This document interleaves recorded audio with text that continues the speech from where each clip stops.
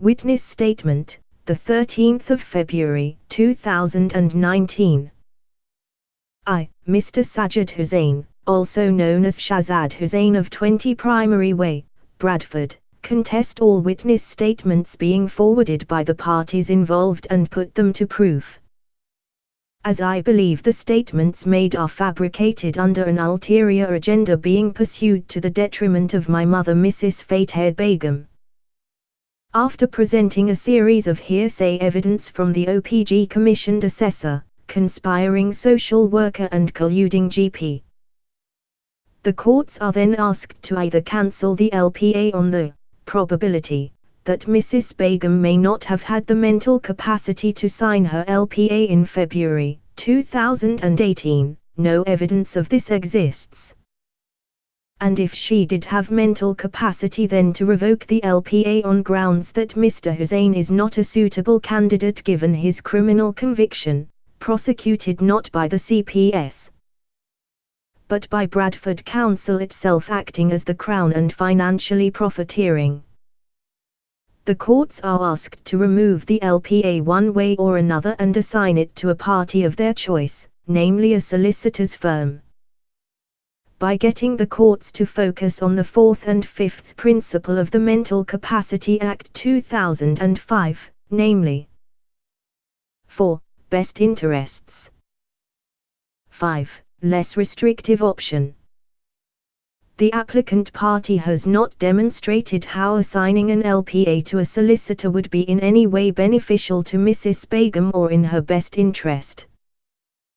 The allocation of Mrs. Begum's LPA to a third party such as a solicitor's firm only serves the agenda of the local authority, who are blatantly lying in their witness statements. No mental capacity assessment was carried out on either visit of the 4th of January, 2018 or the 16th of March, 2018.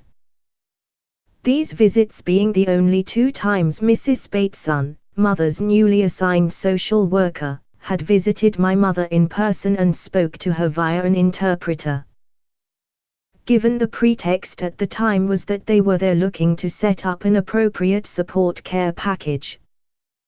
If the case is allowed to proceed, then both these visits, which I had covertly audio-video recorded as my form of minuting the meetings, will be played to the court in full, along with my recording of the OPG assessor's visit in October 2018 and our GP visits, himself sympathizing with me and encouraging me to procure a LPA for my mother.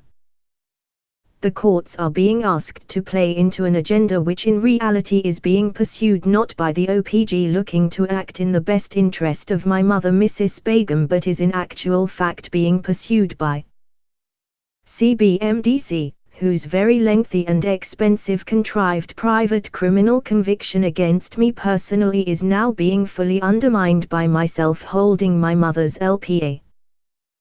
By assigning my mother's LPA to a solicitor's firm, whom CBMDC can later collude with, prevents me from pursuing any civil action against the local council for systemic failures in social care provision on behalf of my mother, whom is being victimized by CBMDC given their funding crisis and general disregard to their duty of care to vulnerable individuals in the local district, two of whom happen to be my mother and brother.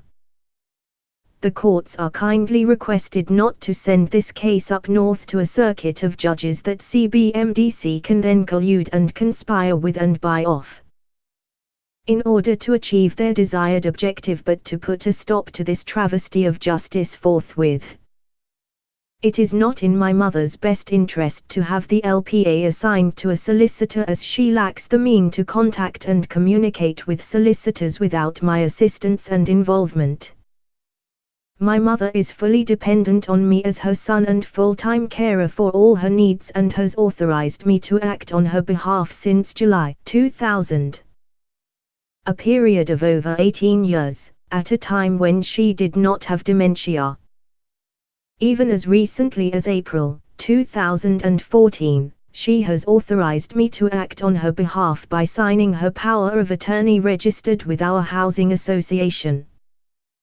A lot of time, money and expenses are going to be wasted in pursuing this agenda, which in the end is not in my mother's best interest according to the first 3 principles of the Mental Capacity Act 2005, namely 1. A presumption of capacity. 2. Individuals being supported to make their own decisions. 3. Permitted to make unwise decisions. Please bring an end to these proceedings and the suffering me and my mother are now having to endure.